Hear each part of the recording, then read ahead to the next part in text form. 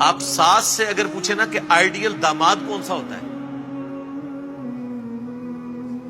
تو وہ جو آپ کو خوبیاں گنوائے گی نا، ان میں سے ایک خوبی بھی اس کے اپنے بیٹے میں پائی گئی نا، جب وہ داماد بنے گا تو اس کے حق میں وہ خامی تصور کرے گا،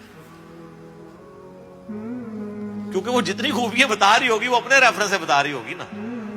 وہ یہ نہیں چاہ رہی ہوگی کہ میرا بیٹا جب شادی شدہ ہو تو وہ اپنی ساس کے ساتھ یا اپنی بیوی کے ساتھ اس کو تو ران مرید کہے گی، لیکن اپنی بیٹی کے حق میں یہ مان رہی ہوگی کہ اس کا جو شوہر ہے وہ اس کا مرید بن کے رہے. یہ سب کچھ کیوں ہے؟ اس لیے کہ ہم اللہ کو بیچ میں سے نکالے ہوئے ہیں، اپنے مفادات کی جنگ لڑ، اور وہ نندیں جو آ کے بھابھیوں کو جو ہے نا وہ اپنی ماں کی عزت کے درس دے رہی ہوتی ہیں، ان کی ساسوں سے پوچھے کہ ان کو وہ کس طریقے سے بہیو کر رہی ہوتی ہیں. اور جب وہ خود اس گھر میں تھی انہوں نے اپنی ماں کی خود کتنی خدمت کی تھی.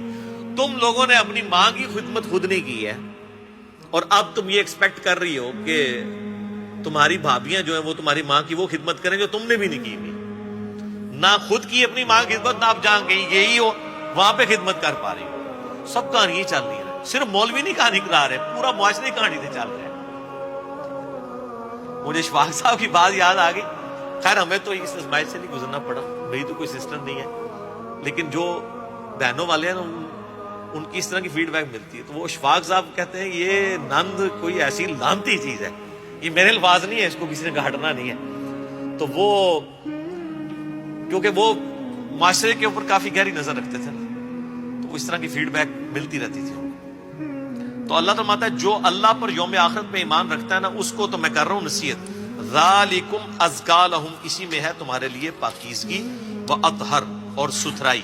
واللہ یعلم وانتم لا تعلمون، اور اللہ جانتا ہے تم نہیں جانتے. کیا بات ہے سر، اس کے اندر قیامت مضمر ہے. اللہ جانتا ہے کہ کس کا حق کتنا ہے اور کس کی ڈیوٹیز کتنی ہے، ورنہ تو مرد سمجھے گا کہ میرا یہ حقوق ہے جو اس کے نہیں بھی ہو، اور عورت اپنے کئی ایسے حقوق مانگ رہی ہوگی جو اس کے نہیں ہوگی.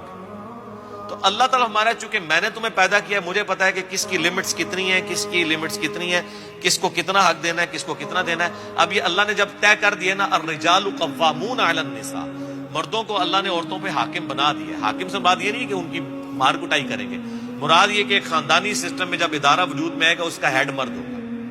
تو اب عورت اس پہ کوڑ نہیں سکتی کہ یہ اللہ نے اس کو کیوں ٹائٹل دیا، ورنہ تو مرد اس پہ کوڑنا شروع کر دے کہ بھئی جو ماں کا مرتبہ ہے وہ بخاری میں حدیث ہے کہ 3 دفعہ جب صحابی نے پوچھا تو کہا کہ سب سے زیادہ تیرے حسن سلوک کی حقدار تیری ماں ہے، 4تھی بار فرمایا تیرا باپ ہے. اور سنن نسائی میں حدیث ہے کہ تیری جنت تیری ماں کے قدموں کے پاس ہے، یعنی ان کی خدمت کرنے سے.